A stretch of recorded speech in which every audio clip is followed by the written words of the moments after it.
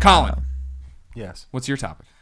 Before we start, someone referee's got something to say. Someone tweeted at us. I just thought this was interesting. What? Right now they're tweeting? They know we're here? They know. This was just a general tweet. Hey, if you ever have Felicia Day on the show today. It was that kind of funny. It's from Marcel LaForge at official_ML117.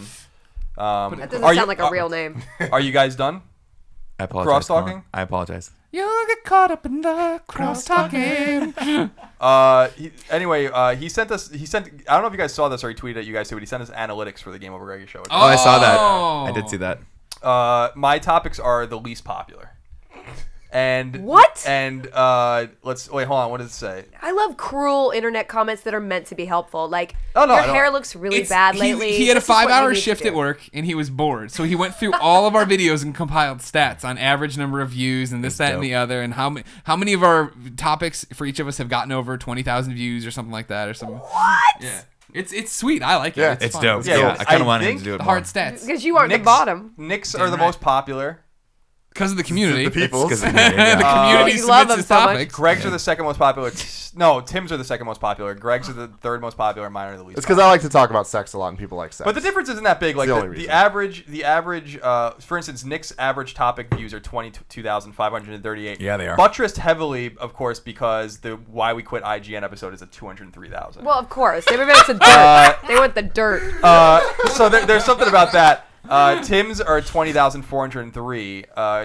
Greg's are 19,948. And mine are 17,229. So not terrible. Yeah. It's not a huge split. Well, the thing is, I feel like somewhere along the lines, like in the early episodes of the show, it was very much our own topics. Mm-hmm. But then somewhere along the line, it's kind of like we talk about it. It's like, oh, who should do what, and like whatever. So it's also you don't have enough to sample yet, really. Yeah, exactly. Well, I mean.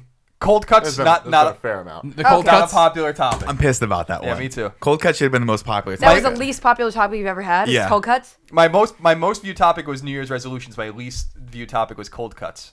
Greg's was the most viewed was Batman had sex with Catwoman, which was mostly because of Tim's headline. Do you think, or because of the? It was Batgirl, sex. wasn't it? Oh, it's called sex. It says Catwoman. It's just sex. That's got to be a typo. Least viewed topic. 12,712 views. Too lazy to check. How did he find the views on it when he wasn't able to see what the topic was? Tim's is caught during sex. 59,500. Which is the Aisha Tyler one. Yes. One of the 4 Least Aisha viewed Tyler. topic. What is love? Which I thought was a really good one. 12,833. I love the two sides of that. And Nick was most popular. We Quit IGN, which was 203,000. And his You're least welcome. popular was Pie versus Cake.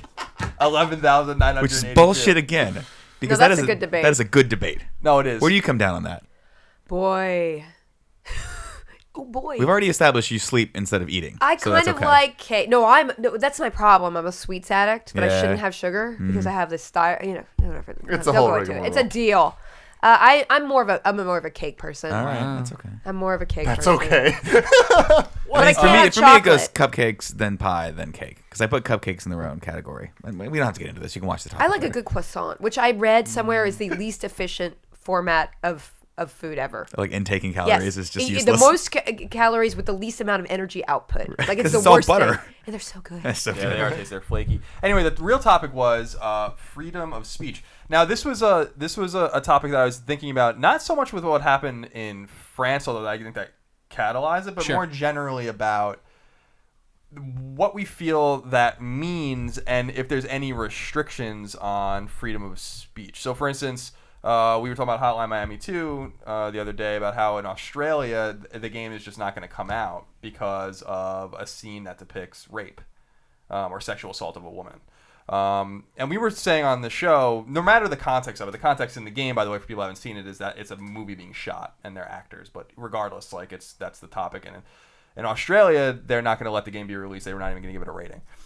And we were talking about how even though that's terrible in real life, obviously, there's all sorts of crimes and just an endemic disrespect of people all over the world in many different ways, that nothing should be off limits for art or entertainment. And I agree with that. But do you guys think that there's any limit, whether it's in good taste or legally, to freedom of speech? Or do you think that anything goes? And I guess I was watching a Bill Maher thing today, and I don't agree with Bill Maher on a lot of things. I mean, I'm on the different side of the political spectrum from him, I think, in many ways. But I do agree with him when he was saying that people are so upset about the things people say. Like a lot of freedom of speech is curtailed when people are their feelings are hurt. Basically, it's like not even offensive. It's just like, I don't want you to say this, or I don't want you to say that because it hurts my feelings, or I'm sensitive about a certain issue. And to me, I think that that's outrageous. So, what do you guys think of all this? That's my topic. Freedom of speech is good. I come down with Colin, I think, on most of the... I come down with... Wow.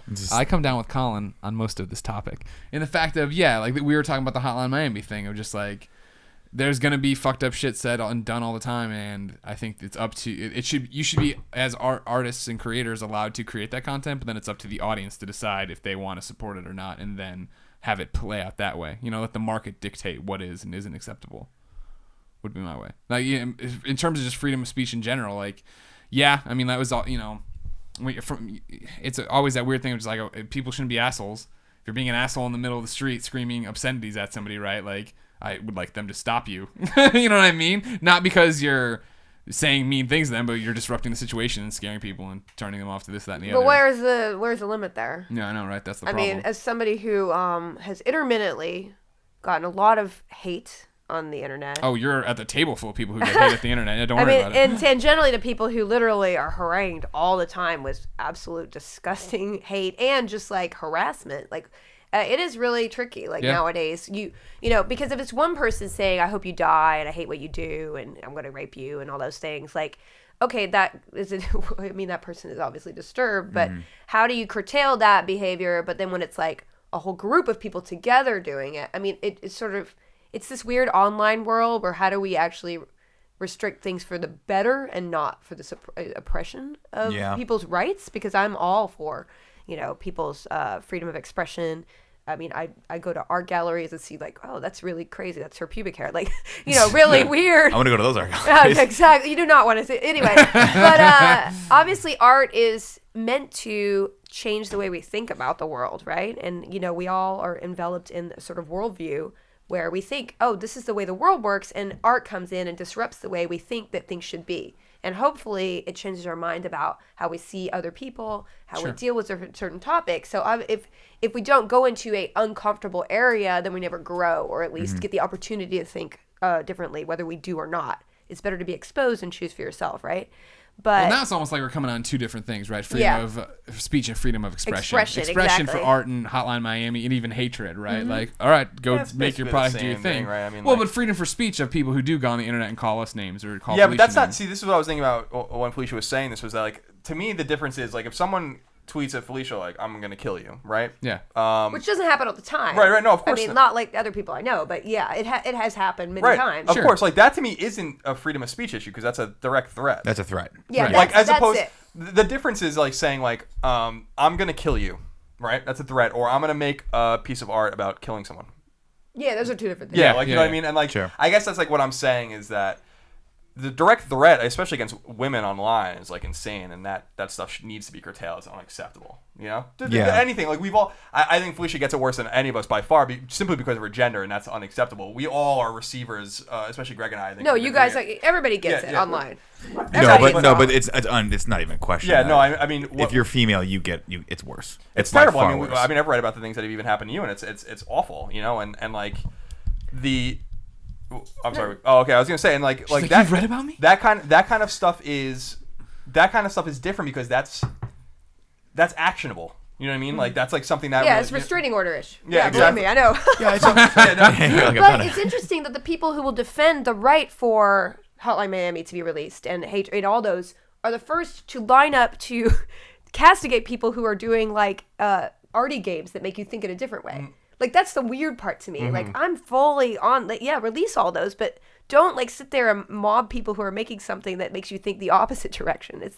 That's the weird part of the current culture that's very bizarre to me. We always talk about it on this show and, a million other times, the vocal minority that steps up and talks about this. So many people enjoy all of our content, enjoy it, and bounce. Like, they watch the video and they're done. They watch The Guild on Netflix, like, they're great, and leave. And then there's the people who don't like it, and they're the ones who are motivated the most to talk about it, right? And that's the problem of then making it sound like the minority is the majority. It's like the Janet Jackson boob. It was like 4 people or something. Yeah, exactly. Or 40 They people. all called the FCC over and over. They're like, again. oh, God. And so it's literally, a mountain out of a molehill kind of thing. And that sucks that's how it gets all spun around and changed up. And Anyway, makes I people interrupted think. you. You were no. It's saying something smart. No, it's No, to me, I'm really interested in the whole idea because, Bill Maher was basically saying, and he made an interesting point. He said, and this, I think, comes down, you can look at this in two different ways. He was saying that he was talking about Rush Limbaugh, who's like very controversial AM talk radio guy, has been around for 25 years or longer, and he's just hugely popular, hugely rich, big listenership. And he was saying, like, I'm not a fan of Rush Limbaugh, but the people that make websites attacking him and trying to get his advertising pulled are not advocates of freedom of speech. And I thought that was an interesting thing because a lot of people would say, and I would actually agree with both sides, saying like, well, it's them exercising their freedom of speech by getting him basically fucked, like financially, being like, oh, I don't like what you're saying, now I'm gonna screw you. But at the same time, he's right in the sense that like people are so sensitive about what Rush Limbaugh says that they make it their mission to silence Rush Limbaugh. And isn't that the core power of freedom of speech though? Isn't that what we all hope will happen? Is that the good will overtake the seemingly bad or whatever the majority of people think is bad? Like, what about a radical? Like, if you go to the extreme, like, what about a really radical Muslim person who's inciting violence or whatever? Like those very few people. Like that's freedom of speech too? No, that's freedom. When you're inciting violence, you're inciting violence, and that's when you start going over. I mean, it's a crime, right? Yeah, The stuff that happened in France is a crime. Yeah, those people they're dead, which is good. All of them are dead. Did they find all of them finally? I think that one girl is still out, right? I don't know. I mean, she actually snuck back in, I think, to like Syria or something. Did she? Are you kidding? Yeah, I thought I read something like one of them actually like got away. But it's not good that they're dead. I wish they caught them alive. Well, that would have been. Well, I don't know. It depends, because then we get into the spectacle of like what we had with like Saddam, and I don't think he really wanted that. I don't know. I don't want to go deep into the rabbit hole into terrorism. Don't go in there. It's just it's a mess. But let's talk more about Saddam. But no, I mean, just to kind of dial it back down to something that we do on a daily basis is we cultivate positive freedom of speech on our sites, right, and on our channels and on everything we do, and that's the only real thing you can do. There's always going to be people, and it is their right to come up and be like, I don't like Tim's pigeon shirt. It's disgusting. He's worn it way too much. I try to only wear it when there's guests. It really looks clean. Shirt. It doesn't look dirty. It really looks clean. But you know what? If we are good, decent human beings and we are putting positivity out into the world, there will be an overwhelming wave, hopefully, of people that will say, Tim I love that shirt. And He's there allowed is. to wear it whenever. Yeah. And there is. I like it. I think probably is some sort of maniacal plan for you to take over the world. But I'll read your book 10 years from now and thank you. Your biography where you're saving your kindergarten. Yep, exactly. But that's the thing. I mean, you can't have freedom of speech without the bad. Yeah. You have to allow people like Rush Limbaugh to speak. And it's a fluid thing. It's not like I feel like with these issues, what breaks your brain is that you think that there's going to be, an end game to it, where finally we all win. It's not the way it works. Our entire civilization is a fluid thing, like a river or like anything else that flows. menstrual flow. I mean, it's always going to be ups and downs. It's always going to be peaks and valleys, right? We're always going to have great, moments in our history that we can all be proud of, and then we're going to have moments that like just happened in France where someone said, they did something that was controversial and there was a severe repercussion for it, and who's right and who's wrong. And we have to figure that out, and we have to move forward. Yeah, I just feel bad for people there are people who are always outraged and they're always angry and they always feel put upon. And like, I live with so much anxiety in my life, and I know that I spend too much time in my life dwelling in a negative like worldview, and like having tried, made an effort to let go of that. It's so much better. It's better, right? To not like, you're disenfranchising me, you're oppressing me, you're trying to suppress, being like fighting so hard, when in fact you can make a choice to be like, I don't like that, but I have a lot of things I enjoy, and I'm going to concentrate on that. Like that's what I honestly, for the people who are not violent, who are just negative all the time, I'm like, I feel like there's a better way. You would be happier if you didn't do that. Well, they would, and that's the thing too. Is like it's harder.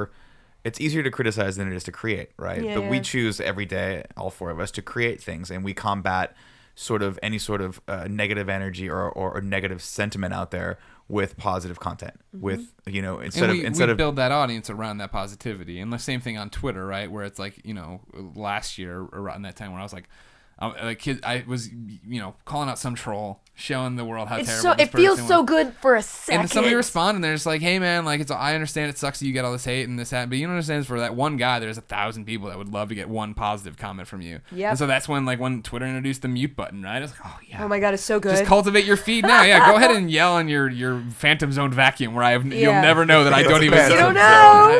I still never use mute. I just block people outright. No, it gives them power. No, they want to be blocked. Yeah, the worst then for I they got want her. like I got it. And I'm her. gonna create another account. Guess what? They don't know if they're muted or not. That's the great part. Yeah, no, I know that. I like I got to be passive aggressive in my own way. It's like popping up paintballs. But Colin can't let go of the negativity. But to me, That's what makes him strong. I don't know. I just think it's very interesting because I want us to get. We were talking about the game specifically with Hotline Miami 2. Obviously, a very traumatic thing happens at the beginning of that game. Regardless of the context, we don't know.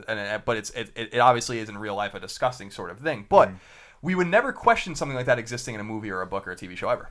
So like. My whole point was like Australians especially should be really angry that a government entity thinks that they have the right to tell them that they can't play a game because of something that someone projected their own offended posture and onto them or whatever. Like that's the kind of shit that really bothers me. There's nothing, in other words, if there's nothing actionable about the threat. Bill Maher brought up another thing about Holocaust denial in Europe. That's illegal in most European countries. A legacy of obviously post-1945 Europe and how ashamed, especially a lot of Germans and Austrians were about what happened. And so like even going like the Holocaust never happened. Like you can go to jail for that, And he's saying like why, like that's silly. It's like you can't just like project your like obviously the Holocaust happened. There's a story. You don't have to be a history major like me to know that the Holocaust fucking happened. There's plenty of evidence that the Holocaust happened. But if someone's gonna run around and be like, no, the Holocaust. I'm a Holocaust denier. It never happened. But it's amazing how they did a study where if somebody believes something, it doesn't matter if you show proof to them. And I see this every day on the internet. They will deny it. And you form your brain around a truth, and most people cannot change that truth. And that's what art is for, to like maybe like bash down Shake a it up wall. a little bit, yeah. Exactly, but it's so much harder to convince somebody. And the problem is, I mean, I'm not saying you should censor people. That's absolutely. But at the same time, like, I guess they're trying to avoid the fact that you have sort of a zeitgeist or an uprising of people just forgetting. I mean, look at our textbooks. People are trying to take things out so that people don't learn. Then you grow up with a worldview. You can't be changed. Yeah. Climate deniers and creationism and all this stuff that people are trying to put in books and sort of erase parts of history or whatever. You sort of fall into a trap where we forget where we come from. I don't know. I'm not defending that. No. I understand what you're saying because it's funny because we were talking about climate denial, the climate change denial the other day too, and like how silly it is because the evidence shows it. But if someone wants to run around and say like, oh, the Earth's 5,000 years old, it's like, well, clearly it's fucking not. But I guess that's your right to feel that way. And you know what I'm saying? Like I feel like the freest society is one where is the more libertarian mantra of just saying like just do unto others, kind of like don't hurt anyone physically, but if you want to run around, like you even say someone yelling in the street, it's like, who cares? Like, yell in the street, I guess. Like, if you're bothering someone, if you're outside someone's window and they're trying to sleep, then maybe that's a different story. But we can't. I agree with what you're saying in terms of the there's just people out there that are offended by everything. I know, by yes. everything, and you can find them. I gotta say, like, I love going on Twitter when there's something potentially offensive and just going to the same people over and over again and just like how morally outraged they are and like how like it's like shut up, like this is the world you live in, like where Pagan Min in Far Cry 4 is gonna ruin your whole week, because he's got his hand on a guy's head with a grenade. Oh my god, that's a terrible thing. It's a terrible thing. I can't think of anything worse than that. So it's like. So freedom of speech to me is like a very open-ended question, but I think that we should always err on the side of true freedom of speech. Like the guys that protest the totally tasteless Westboro Baptist Church, right. The guys that protest the funerals of Marines and soldiers that come home that are dead, and it's like wildly offensive. Like the things they do, and they've been doing it for 10 years. But long on that. Since the beginning of actually, really, it goes. I mean, the Westboro Church goes way back, but yeah, it came to prominence obviously. After I just remember covering it, for newspapers. And don't you think when people are that horrible, like it almost pushes people who might be on the fence to be like, no. Like it's almost with, especially even gaming, like you have such bad behavior on such an extreme that it's more people are like, oh no, don't, I don't want to side with them. I mean, in movies you don't have that sort of extreme, so you can't criticize, cinema universe as much because there isn't the extreme as much. I don't know. Well, you hope as it becomes part of gaming in particular, it becomes part of everyday culture. Yeah, right? yeah. Where, like when all the old people who haven't played games die, and then it's everybody who's ever been raised Yes, in a world exactly. of games. Then it's just gonna be games. Yeah, you're right. You know, what's your name? Nick. Nick loves movies, but he's never like I'm a moviegoer. That's how I define myself as a moviegoer, right? And like, Yeah, no, that's we're true. gamers though, because that's still our thing. I'm Cinephile. none of the above. I don't know. You're not cinephile. What's that other thing you are? Oh God. Oh man. What No, is it? let's- What let's are you? stop right there. He was gonna say pedophile. That's what he was gonna Oh, I say. didn't know. Those weren't my words. What This did I is the miss? abuse. This is the abuse I take week after week at this table. Epicurean. That's Yeah. I'm now an Epicurean. Anti-Epicurean. But I'm gonna put it this way, like we were talking about Westbar, right? Like probably the most offensive people in the entire country in terms of just there's a complete agreement with them. But like you can't. It's like introducing a tax, right? Mm-hmm. Like you once you introduce the tax, it never goes away. Colin's in a rep outfit right now. I know. Once you like, it's Throw like the about flag deep, on deep jerks. once you introduce topics. like the problem with the income tax, for instance, in 1916 was, or in the 19-teens was they introduced it at 1%, and now we have an income tax that's way higher because you introduced it, and so the idea of the tax was there, and it never went away, and it got worse and worse. You introduce censorship against the Westboro guys, for instance, or the KKK, or whatever other wildly offensive groups out there, and suddenly people are going to interpret it over time to be like, well, that's offensive actually too, and that's offensive, and that's offensive. Before you know it, that's why you never introduce censorship to begin with. You know, just like you never introduce a new tax to begin with, because once you introduce something, it never goes like that. It never goes away. So let the Westboro Church guys go crazy. Let the KKK and the neo-Nazis go crazy. At least you know they're there, and everyone hates them anyway. And that's the so thing. at least they're not living in secret. You know that these fucking maniacs If are you there. ignore it, right? It seems like that's the easiest way. Everybody's doing it for attention, right? Like when we mute somebody and then they just yell and yell and yell, and if they never get a reaction from us, then they just disappear, and it's like whatever. Same thing with them. Like the Westboro people, I always love the people who come with their own signs and sit in front of them, or the signs of the left that's make fun of them and all that stuff. I'm like, well, there you go. You know what I mean? Like, just ignore it. Just go. Don't worry about it. Colin, we don't need to sit here and go crazy. Are you saying, if I'm hearing you right, that it's better to err on the side of like being more liberal with our policies toward freedom of speech than it is to be more conservative? Yeah, absolutely, absolutely, I would absolutely. Because like I really do feel like once you start checking the boxes and getting and censoring more and more things, it's hard to uncensor something. Yeah. So you might as well just err on the side of just saying like, well, as long as you're not hurting anyone, like physically, literally hurting someone, or like we were talking about before with Felicia, like causing them threatening distress. someone in a way that's actionable, which I think any threat probably is, then who cares? People tell me they hate me all the time. People say awful shit to me every day on the internet. That's their right. I'm not gonna dispute their right to say that to me because it hurts my feelings, And I think there's a lot of people need to realize that art doesn't care about their feelings.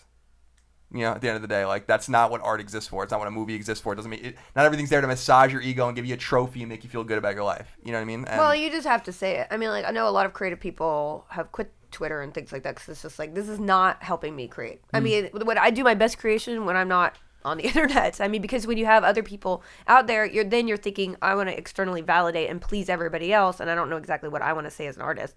And it is very hard to have those ears all in your ear, and then you're kind of looking at your you can't create from your heart. You're creating from external places, which is never going to do something organic. Well, they didn't like this before, so how do I, Yeah. Well, that's what I always loved about, Twitter to me it's been a different experience for me because I think maybe just a unique experience in gaming, maybe, and just in our sphere is that I love the people that are out there that have stuck with us and that have come to appreciate us as a group and individually and love us, whatever. Because I've been outspoken and very different than a lot of the echo chamber in gaming. Like I'm very openly conservative and I'm a Republican and all those kinds of things. And I just say it. I don't care. And like the people that are like, I've never censored myself in front of people. I never said what people wanted to hear. And I think that really rubbed a lot of people the wrong way. And a lot of people judge me based on my politics. And then a lot of people also are like, I appreciate that you're different and that you don't censor yourself. And those are the people that I think have come along with us because they appreciate kind of the more outspokenness of it. That I'm not trying to be something for everyone. I'm trying to be me. And you either take it or you leave it. And that's totally fine. I'm not offended if you leave it. And I hope you do take it. You know what I mean? Like it's... You have to respect everybody who has belief system that they put forward that's not based on negating other people's experience. Yeah. That's the problem from any side. It's like, my agenda is to invalidate what you believe. No, my agenda is to put forth what I believe in a positive way and go forward positively. That's what everybody should do. Yeah. That's the only rule. Absolutely, and I always love like a lot of people out there, even in the industry, have like written me off based solely on my politics, and that's totally fine. But I always love when people just don't like to be challenged. I live every day of my life being challenged because I'm a unique kind of individual in that industry. You know what I mean? But people always make assumptions. We've seen it before where it's like, oh, he's, he must be against gay marriage. It's like, no, I'm actually for gay marriage. And they're like, I'm like, he must be pro-life. And I'm like, no, I'm pro-choice. Like all these kinds of things. So you're basically just judging me, like, and trying to almost, judge Pigeonhole me. you. Exactly. Yeah. And it's like, well, do that if you want, but I'm not going to be put into a box by the way God people damn feel it, about Tim. it. Damn it. What? Pigeonhole. Oh, You start rubbing your shirt, showing off. Did the you really pigeons. do that? He did. Ugh. He did. So anyway, I thought that was a fun conversation that we could have had about freedom of speech. It was a and fun conversation. And where Thought-provoking. Thank you, and Colin. yeah, no problem. And hopefully it'll increase my numbers a little bit. Maybe not. I don't know. Down. Down again. And again, we really do appreciate all you guys out there. Thank you for Thank you. sticking with us, even though you don't agree with everything we say. Yeah.